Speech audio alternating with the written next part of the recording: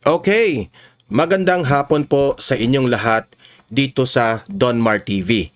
At breaking news, Senator Rodante Marcoleta sinampahan na ng kaso ng plunder.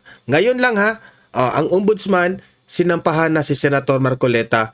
Mamaya ipapakita natin yung video na yan at pag-usapan natin. Okay? At heto yung sinasabi ko sa inyo. Wag kayong maniniwala sa mga taong nagpo-project na sila po ay makadiyos. Delikado yan. Okay? Kasi po, meron po silang gimmick ngayon. Itong mga kalaban ni Vice President Inday Sara Duterte. Mainly, itong sina Dilima at sina Luistro. Marami kasing humahanga especially ito mga dilawan at mga loyalista. Nakita yung picture nila Dilima at ni Luistro na nandoon po binibless po ng mga kaparian sa bansang ito. Talagang ipinapakita nila ang kanilang makadiyos. Sila raw makadiyos. Nagpo-project sila sa taong bayan na sila po ay wholesome. Ingat-ingat po tayo dito sa mga ganitong style na gimmick. Okay? Kasi aaminin na natin meron pong mga taong bayan na napapaniwala nila. Okay? Kasi itong ginagawa nila, kabaliktaran ito sa ugali ng mga Duterte. Ang mga Duterte, ano yan mainit magsalita, prangkang magsalita. Kung masaktan ka, edi tanggapin mo, lunukin mo ang masakit na mga salita ng mga Duterte. Sabihin mo, harsh namang taong to, pero ganyan po ang mga Duterte, prangka po sila. Pero hindi ibig sabihin sila ay maanghang magsalita ay masamang tao na. Okay? Kaya itong video na ito, ipapaliwanag ko sa inyo na huwag kayong magpadala dito sa gimmick nila ngayon. Itong matinding gimmick ng mga kalaban ni BP Sara. Mamaya, pag-uusapan natin yan kasi pati mga Muslim, okay, nagsalita na rin sila dito sa kabalbalan, kabalastugan, kawalang hiyaan nitong administrasyon na ito. Okay? Pero bago ang lahat guys, bago natin yan pag-uusapan, paki-like muna at saka paki-share itong ating vlog, itong ating video para guys kakalat ito sa taong bayan. Importante yan At sa mga first time dito nanood sa aking channel, kung bago ka pa lang dito, mag-subscribe ka na sa Donmar TV kasi libre lang ang mag-subscribe sa YouTube, walang bayad yan. At kung nakasubscribe ka na sa akin, updated ka na sa ating mga trending na mga balita at mga maiinit na balita na exclusively discussed here sa ating programa sa Donmar TV. Okay? Babati muna ako sa mga laging nanonood dito sa Donmar TV. Meron tayong batian portion dito sa mga bago pa lang. Ito, babati lang tayo konti, no? Ito, si Bell, lagi itong nanonood si Ma'am Bell. Magandang gabi po, Sir Don. Kakauwi ko lang galing sa trabaho, dumiretso na ko sa iyo habang kumakain. Ingat po kayo dyan, sir. Ayan, marami dito mga audience ko sa Donmar TV, naglalaba, kumakain, nagkakape. Mag-search na kayo sa YouTube at i-play nyo lang. Makinig lang kayo sa akin at ang dami nyo nang ma-update na mga pangyayari, di ba? Ellen Golez, hi Donmar TV, good evening, stay safe, take care, more blessings and good health. Happy blessed Thursday. God bless your family too. Ayan ma'am, maraming salamat sa inyong God bless ninyo sa aking pamilya. God bless rin sa inyong pamilya ma'am at mag-ingat-ingat ka. Amping-amping Ma'am Ellen Goles. Ayan. Maridel Lim. Ayan. Good morning Sir Donmar, watching from Tondo, Maynila. Ayan, ingat-ingat po kayo dyan sa mga kababayan natin dyan sa Tondo, Maynila. Headed by Maridel Lim. Ayan, ma'am. Thank you ma'am. Nanette Seltzer, yan, lagi itong nanonood dito. Hello Donmar, good evening po. Donmar, ayaw tanggapin si BBM at Lisa sa Canada. Totoo. Pagdating nila doon sa Canada, sinalubong na sila ng protesta. Sinalubong na sila ng rally. Nakakahiya nga eh. Kung ako, presidente ako, hindi na ako nire-respeto ng aking mga kapwa-tao doon sa Canada, nakakahiya yun. Sobrang nakakahiya. Sinalubong si BBM ng mga protesta sa Canada. Ayan. Patuloy nyo lang yan gawin para alam ni BBM na wala nang gusto sa kanya. Pati si Auntie Claire, nahiya na eh. Sabi ni Romela Balagon, bakit hindi magkakaisa na titirahin yung mga magdadarambong? Kayong mga men in uniform, magkaisa kayo sa mga taong bayan na at manahimik sa bansang Pilipinas. Maraming salamat sa message mo, Romela Balagon. Actually, ang hinihintay lang naman ngayon is itong mga military at mga kapulisan. Kasi obvious naman na ang taong bayan at majority ng taong bayan ayaw na dito sa Administrasyong Marcos at gusto nang palitan si BBM ng bagong pangulo o kung sino man. 'Di ba? Ang hinihintay na lang, mga military na lang. Alam ko naman, yung mga military, especially itong si Browner, parang takot rin eh. Parang natatakot rin. Kasi baka makasuhan siya kung hindi magtagumpay. Pero ang hinihintay dyan, military, kapag wala nang hindi na susuporta ang military kay BBM, people power na yan, mapapalitan si BBM. Pero sa ngayon, suportado pa naman si BBM ng mga military kasi si Browner, alam nyo naman, di ba? So, ito, yung sinabi ko sa inyo, di ba? Na mag-ingat-ingat po tayo sa mga nagpo-project na mabait, nagpo-project na makajos, nagpo-project na parang anghel sa langit. Ito, ipapakita ko sa inyo. Ayan. Di ba? Tingnan nyo sila. Okay, lakihan natin para maunawaan ninyo ang ibig kong sabihin. Ayan. The House Prosecution Team sought divine help. Sought divine help raw. Sought divine help through a holy mass offered by Catholic priest for truth, justice, and accountability ahead of the impeachment trial of Vice President Sara Duterte on Monday. Binalita po ito ng The Manila Times. Kung makikita nyo dito sa picture, nagdadasal ang mga anghel. Ayan, yung unang babae, si Luistro, si Dilima, at itong dalawang members of the prosecution team. Di ko nakilala yung iba eh. Humihingi raw sila ng guidance sa headed by the Catholic priest. Okay? Sila po nandyan para magdasal. Kasi malapit nang magsimula ang impeachment trial ni BP Sara, bago raw sila tumungtong doon sa entablado ng impeachment trial, ay magpakita sila sa taong bayan na sila po ay makadiyos. Sila po ay karapat-dapat na panipaniwalaan. Di ba? Di ba? Tingnan nyo ang nangyari ngayon. Anghel na anghel yung mga mukha. Ayan, ito lang yung masasabi ko dyan, Huwag kayong masyadong nagpapaniwala. Alam ko sa inyo mga taong bayan, merong iba dyan na very po, ano tawag dyan? Malakas po ang ating faith sa ating Panginoon. Malakas po ang inyong mga dasal sa Panginoon. Okay? Marami dyan sa mga kababayan natin na pinapaubaya na lang nila ang kanilang buhay at kung ano mang ang mangyayari in the future, no, sa Panginoon.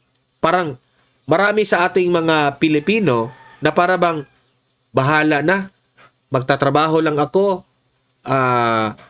kakayod lang ako, bahala na si Lord sa akin. Parang ganon. Maraming mga Pilipino na ganyan tayo, di ba? So, meaning to say, malakas po ang faith natin sa Panginoon. Kahit anong hirap sa buhay, kahit anong pagsubok sa buhay, ay naniniwala pa rin tayo sa Panginoon at sa Diyos, di ba? Pero etong mga babaeng ito,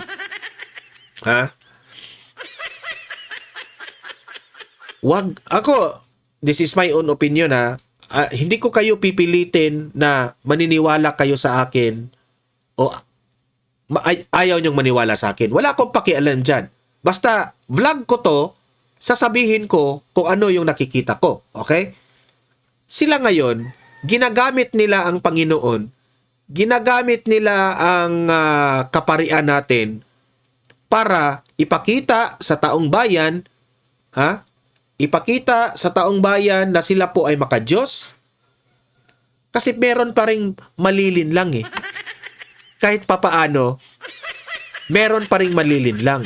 Na merong iba dyan yung mga mabababaw yung isip, yung mga pinklawan, dilawan at mga loyalista. Mababaw yung mga isip doon especially yung mga vloggers. Wow! Si Dilima, si Luis Tru, tingnan nyo makadiyos. Dapat paniwalaan yan. Tumalsik tuloy yung laway ko. Gimmick yan. Gimmick. Ako na ang magsabi sa inyo gimmick po ito. Bago magsimula ang impeachment trial, ginagawa nila ito para humingi ng simpatya sa taong bayan. Kasi alam niyo ba kung bakit ginagawa nila itong gimmick? Alam niyo ba kung bakit? Kasi mahina ang kaso nila. Mahina ang kaso nila. Yan ang wag na tayong magbulahan dito. Mahina ang kaso nila. Alam nila na pagdating doon sa impeachment trial, malabo na mananalo sila. Especially sa usaping 2/3 ang dapat nilang makuha na mag-vote. Tapos, pagdating doon, alam naman natin na lahat doon ay naka-video yung mga media. Nakatutok lahat ng media. So, ibig sabihin, taong bayan, makikita ito ng buong Pilipinas. Kapag makita ito ng buong Pilipinas, itong impeachment trial, ako, sure na ako dyan, mapapahiya lang sila sa mga ebidensya nila. Mapapahiya sila. Tingnan nyo. Ako na mismo ang magsabi sa inyo, mapapahiya ito. At dahil mapapahiya sila, ginagawa nila ito bago mag-impeachment trial. Okay? Kasi ito na lang yung panlaban nila Pakampi-kampi sa Diyos, dasal-dasal para magmukha silang totoo. Magmukha silang kapanipaniwala. Ako ito lang yung comment ko. Hindi na ba kayo nahiya, Luis Tro? Hindi na ba kayo nahiya, Dilima, na ginawa ninyo ito? Hindi ba kayo nakokonsensya sa Panginoon? Napaghalataan na kayo na kasinungalingan yung mga bintang nyo kay BP Sara? May confidence pa kayong humarap sa Panginoon yan? Mag-real talk tayo May confidence. Tingnan nyo yung mukha ni Luis Tro. Tingnan nyo. Gaano ka-kontrabida yung mukha? May confidence kayong humarap sa Panginoon? Sa mga kasinungalingan ninyong gawa-gawang bintang na kasalanan ni BP Sara? Sana naman, ewan ko nga, itong mga taong ito, kung meron pa ba itong konsensya? Di ko maintindihan kung saan nila hinuhugot yung mga konsensya nitong mga taong ito. So, ako na mismo ang magsabi sa inyo. Sa mga audience ko sa Donmar TV, i-share nyo itong ating video. At sabihin ninyo sa mga kaibigan ninyo, sa pamilya ninyo, na huwag kayong magpadala dito sa kanilang gimmick. Okay? Huwag kayong magpadala. Tingnan na lang natin. Bigyan natin silang chance magpaliwanag doon sa impeachment trial. Tingnan natin kung yung mga ebidensya na ipipresenta ninyo ay maniniwala kaming taong bayan. Bigyan ka naming chance, makinig kami sa inyo. Pero huwag niyong gamitin ang Diyos. Huwag niyong gamitin ang Panginoon sa mga kalokohan ninyo.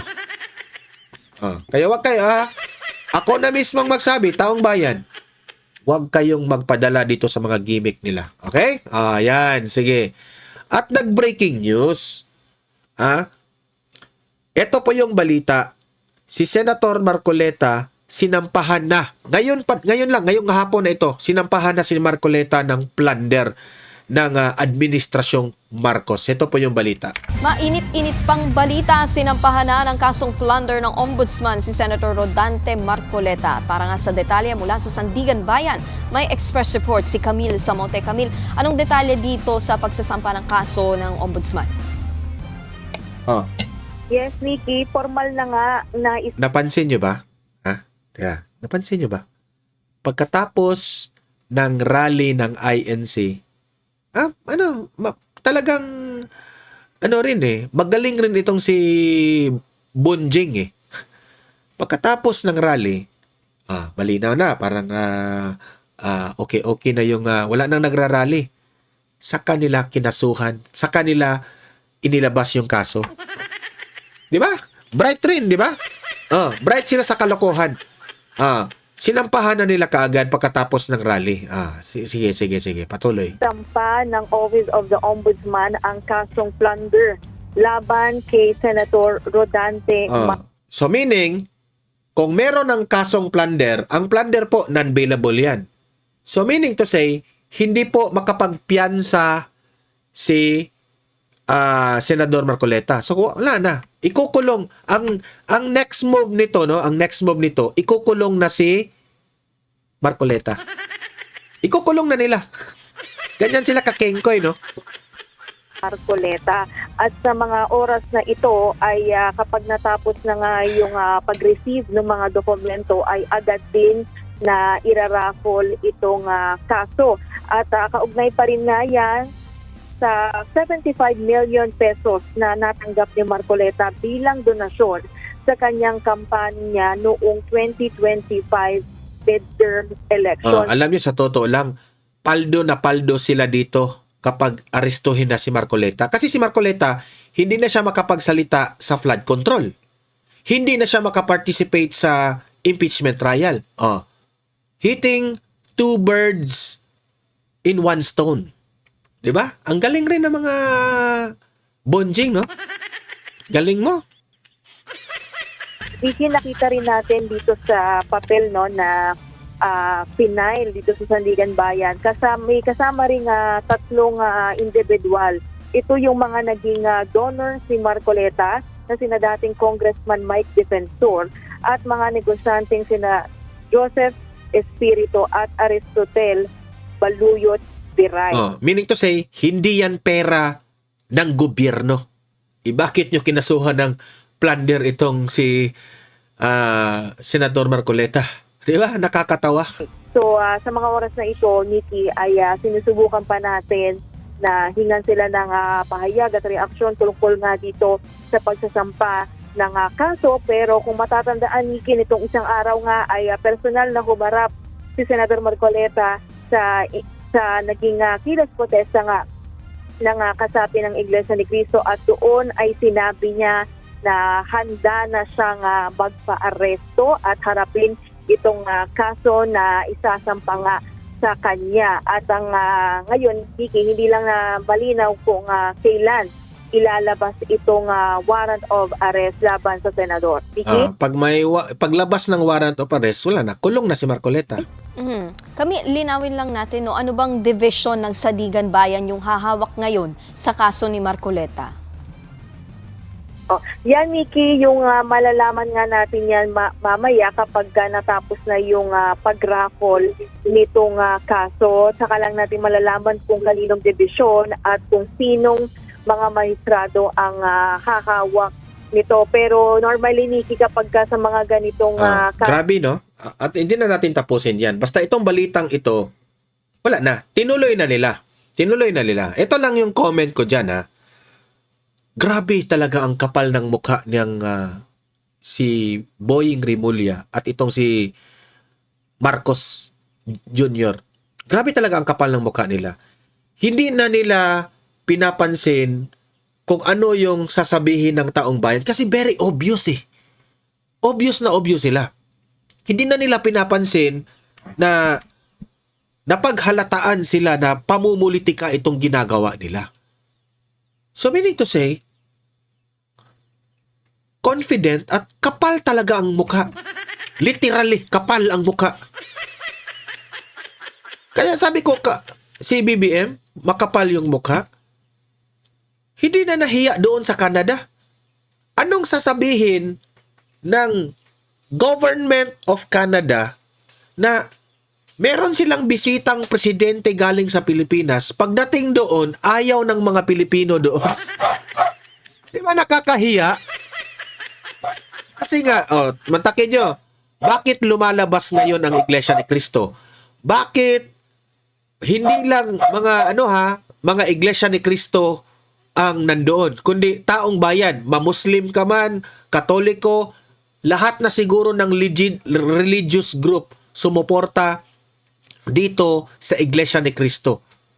Kasi alam nila na itong administrasyong ito, sobrang sablay po ang ginawa nila kay Rodante Marcoleta. At hindi lang kay Rodante Marcoleta. Ni Duterte, Kibuloy, marami pang ibang. Si Jinggoy. Tapos nakakatawa pa dahil si Cheese Escudero at si Si Cheese at itong si Joel Villanueva biglang naglaho na parang bula yung kaso. Sabi hinog, ngayon wala na. Kasi ang kailangan mo lang dito sa administrasyon dito, bumaliktad ka lang, malinis ka na, wala ka ng kaso. Pero hindi kaya ni Marcoleta ang kanyang konsensya eh. Hindi niya kaya ha? Kasi binoto siya ng taong bayan. Kahit makulong siya, ang susundin ko ang utos ng taong bayan. Kaya wala siyang pakialam. Kaya nga sabi ko, ewan ko na lang pagdating ng 2028 kung saan pupulutin itong si Bonjing Rimulya at si BBM. Hindi kayo, kahit anong posisyon na tatakbuhan nyo, hindi kayo mananalo. Hindi kayo mananalo. Kaya hanggat meron pa silang power, hanggat meron pang oras, itodo nyo na, i-impeach nila si BP Sara. Yan. Ito ha. Pakinggan natin itong, imagine ito na, nakakuha si Marcoleta ng recognize na ng international media. Nare-recognize po si Senador Marcoleta at nare-recognize ng international media. What do I mean by international media? Hindi po media ng Pilipinas ha, media ng ibang bansa. Nakapansin na there is something wrong sa ating bansa. Sa ating justice system. Selective justice. Pati mga outside media nakapansin na ito po, interview ni Marcoleta sa ibang bansa. Panoorin ninyo. Major roads have been blocked off in the Philippine capital as thousands of protesters make their feelings felt. Frustrations have been steadily rising as a series of corruption scandals and other political upsets continue. Ano sabi niya? Corruption scandal. Alam na ng buong bansa.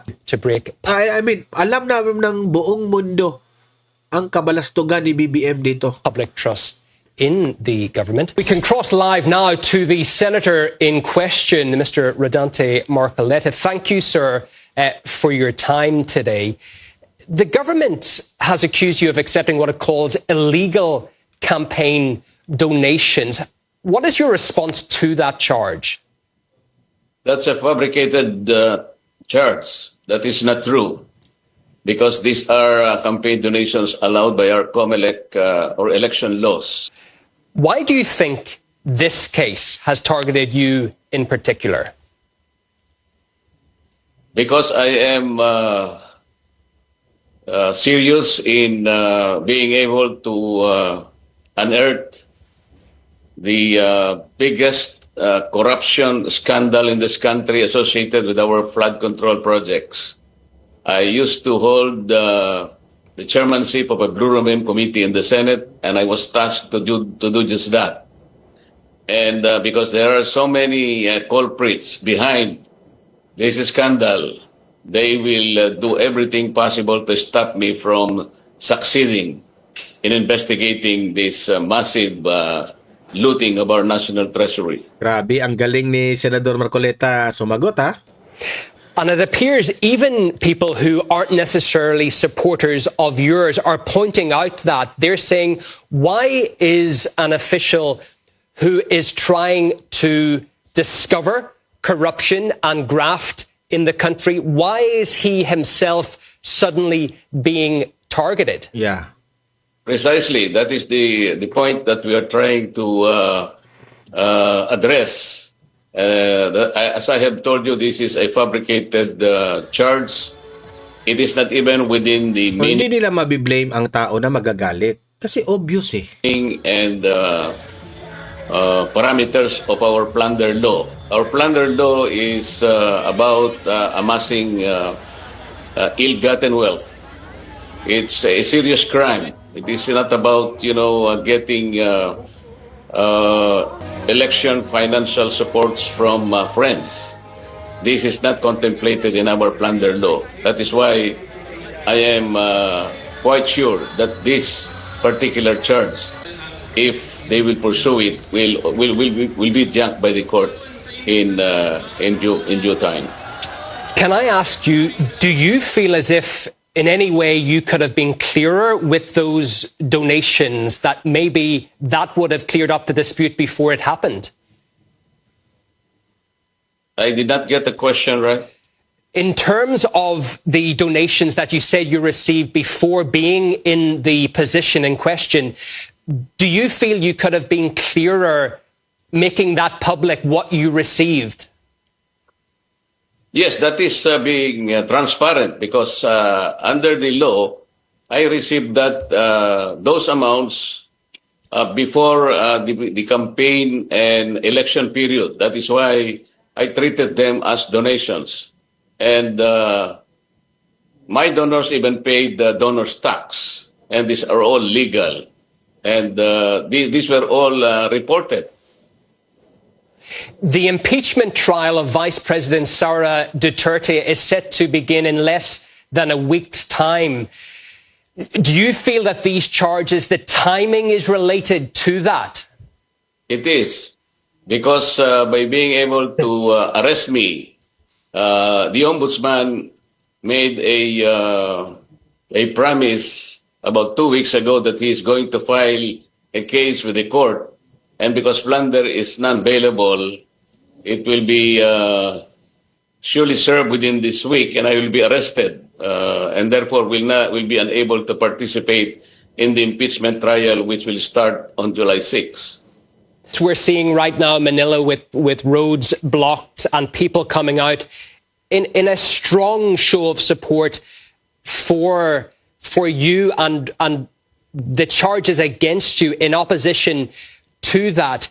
Do you feel that could gather speed? Is that going to get bigger if this continues? I believe so, because the people also know that these charges are fabricated and they are harassment suits within the meaning of our domestic laws.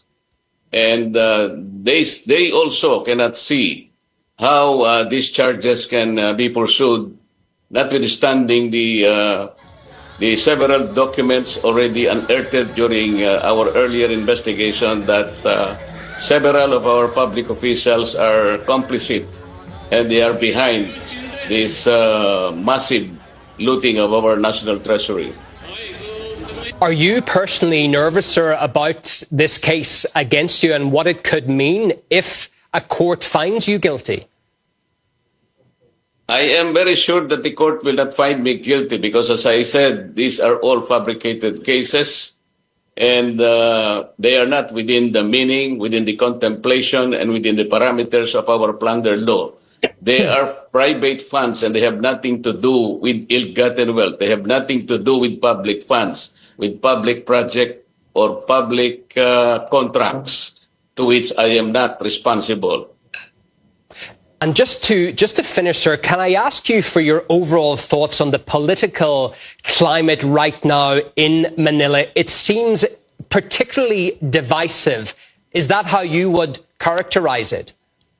Yes, because the people would like to know the real culprits. They wanted to make these people accountable in this largest scandal that has transpired in our country, and it seems that the powers that be are not serious in looking into this problem. That is why the people are anxious, the people are angry, and the people are quite expecting too much from this government. But it seems that governance is not really operating in this country. Well, there certainly does appear to be a very strong show of support for you and that case. Thank you so much for coming on the program and sharing. Ayan, no? So, talagang, itong agaw pansin ito ng buong mundo. Kasi pati mga dayuhan, napansin nila na obvious na ang pagtatakip ng gobyernong ito sa ginawa nilang malawakang korupsyon. 'Di ba? Nakakatawa, 'di ba? Kung iisipin mo ba, ang isang tao na dapat nating purihin, dapat nating i-appreciate kasi itong si Marcoleta ang very aggressive on the issue about corruption dahil nakikinig lang siya sa taong bayan, sa galit ng taong bayan. Ha? Tinutulungan pa niya ang tao, ha? Pero siya pa yung naunang nakulong. Kaya, agaw pansin ito ng buong mundo.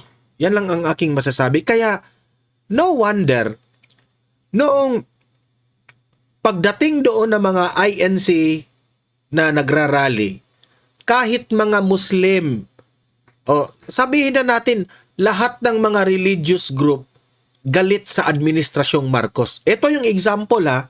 Ipapakita ko sa inyo, itong isang Muslim, pinaliwanag niya bakit siya sumali sa rally ng INC. Muslim siya, ha. Alam niya na magkaiba ang religion nila pero sinuportahan nila kasi kaisa nila ang ating layuning lahat. Mapanagot ang mga mastermind ng mga kawatan ng gobyernong ito. Ito po, panoorin ninyo. Na kami dito. Yan, ang dami, ha. Bilang Muslim na naniriran dito, gusto namin makulong ang mga mangdarambong, Ang mga grupo ng Muslim, ha, nag-join na dyan. magdanakaw sa kaban ng bayan. Nagpapasalamat ako sa Iglesia dahil sila nararamdaman nila yung problema ng mga Pilipino. Muslim yan, ha. Nagpapasalamat pa siya sa INC. Kasi itong INC, sila lang yung religion na may guts na magpalabas ng kanilang galit ng gobyernong ito. Kaya nagpapasalamat siya. Kasi kung wala itong INC na ito, hindi rin sila maka-express. Kaya nga sabi ko, INC talaga ang mangunguna. Kung meron mang people power, INC talaga sana ang mangunguna kasi sila yung marami, eh.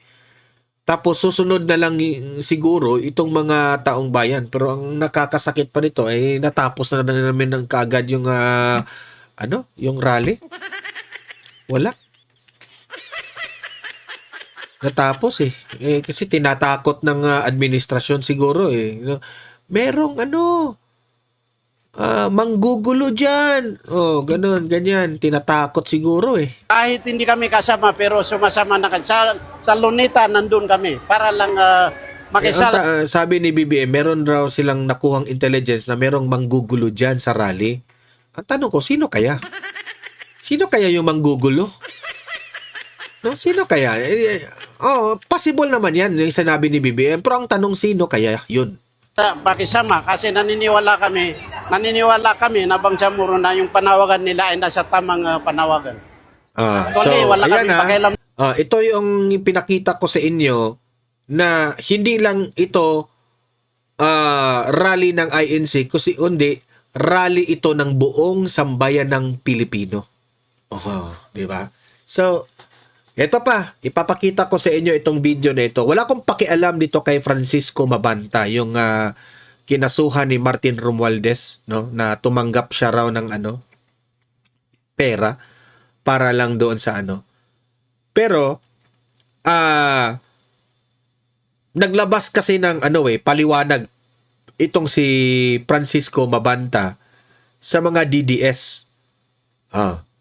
Wala akong paki sa kanya kung opinion niya yan, kung wala akong pakialam kay Mabanta kasi hindi naman yan politikong tao eh. Ewan ko kung bayaran siya o hindi siya bayaran, wala akong pakialam kay Mabanta.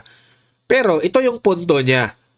Ito yung paliwanag niya sa mga DDS.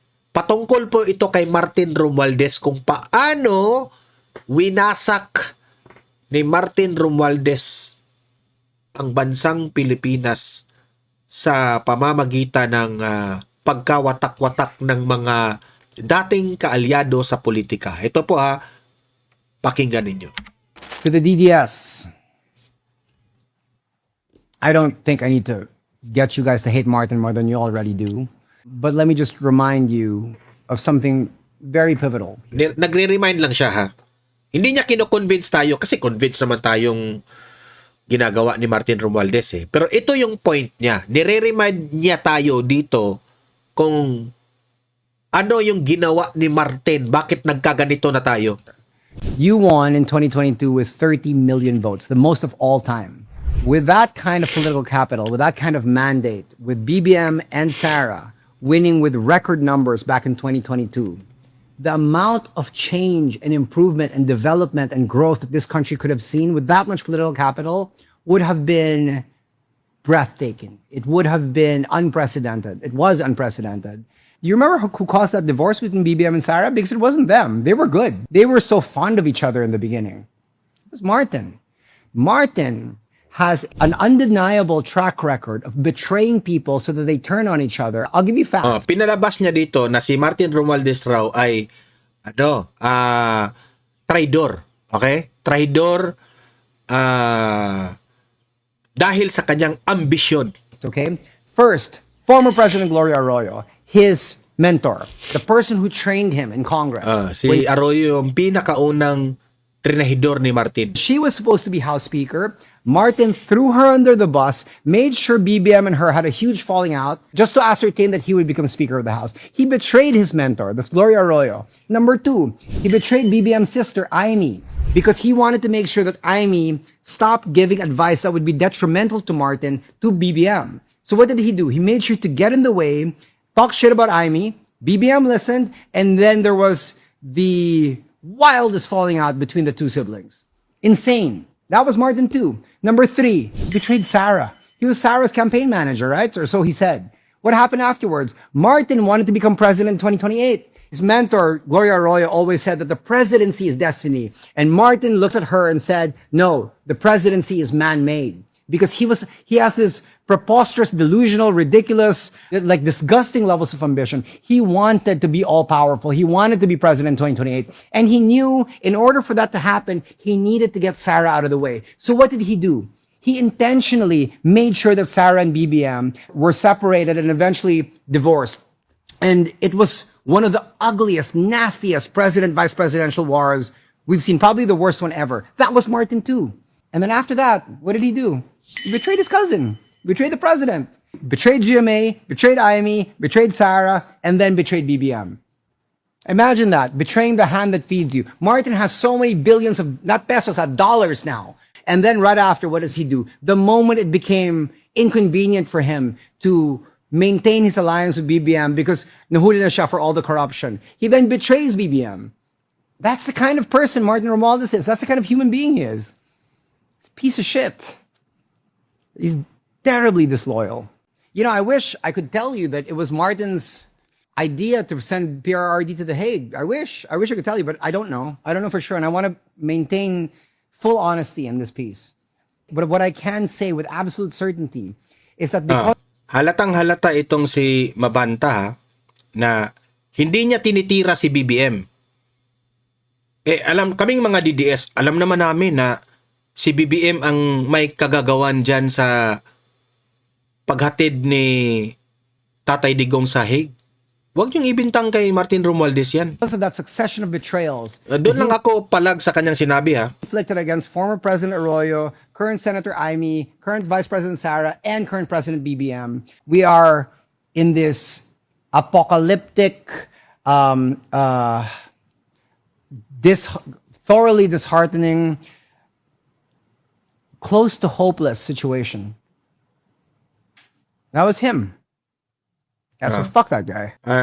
Halatang halata na galit siya ni Martin Romualdez. Yes, galit tayo kay Martin Romualdez. Ewan ko lang ha kung ano yung mga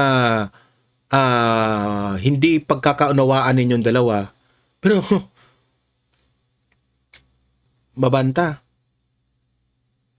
wala kang banat ni BBM? Di ba? Yan lang ang yan ang kulang sa kanya. Tama naman siya na trahidor naman talaga yan si Martin Romualdez, pero hindi lang si Martin Romualdez ang trahidor dito, pati si BBM. Okay, so narinig ninyo ang ating mga tinalakay. Kayong mga nandito ngayon, mag-comment kayo ha sa inyong opinion sa comment section. Babasahin natin yan ha. Like and share the video guys. Subscribe na rin sa mga first time. Okay? See you in my next video. Have a great day. Have a great night. God bless po sa ating lahat. Mabuhay ang Pilipinas and God save the Philippines. Bye-bye.